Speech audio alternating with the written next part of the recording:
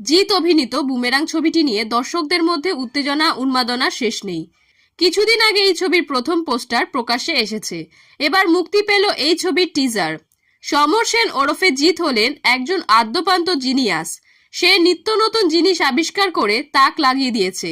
তার লক্ষ্য তার প্রেমিকা নিশা ওরফে রুক্মিণী মৈত্রর মতো দেখতে একটি রোবট বানানোর।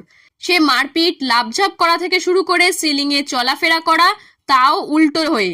বাংলা কবিতা পড়তে পারা, সবই পারে এবং করে। আর এটার মাধ্যমেই ইতিহাস তৈরি করতে চায় সমর। কিন্তু পারে কি আদৌ? কোন সমস্যায় পড়ে সে?